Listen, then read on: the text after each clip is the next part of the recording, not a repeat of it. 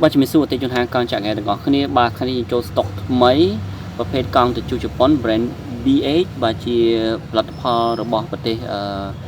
Spain ឬក៏របស់ Spain ដែលខ្ញុំ check internet ទៅគឺពី brand របស់ Spain តែម្ដងហើយជាប្រភេទ compound សុទ្ធតែម្ដងបាទបំពាក់មកជាមួយនឹងគ្រឿង105ប្រភេទ5តាគៀបណាតែ105ទាំងអស់បាទចំពោះក៏ BH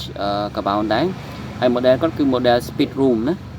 អញ្ចឹងបងប្អូនចង់ដឹង spec បងប្អូនវាយទៅលើ Gemini ឬក៏ ChatGPT ទៅលើ model គាត់នឹងប្រាប់អំពី spec កង់នឹងទាំងអស់តែម្ដងបាទហើយសម្រាប់តួអីគឺនៅល្អទាំងអស់ទឹកថ្នាំអីនៅស្អាតបាទក៏បំពាក់មកជាមួយជង្គង់105ដែរនេះលេខ105បាទហើយ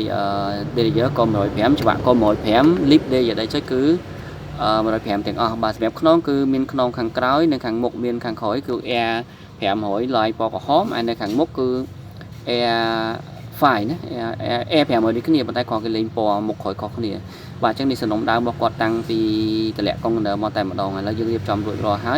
យសម្រាប់សារខ្ញុំដាក់នៅក្នុង caption នៅក្នុងវីដេអូនេះរួចទៅហើយបាទអរគុណជំរាបលាពីហាងកង់ចាក់ងែ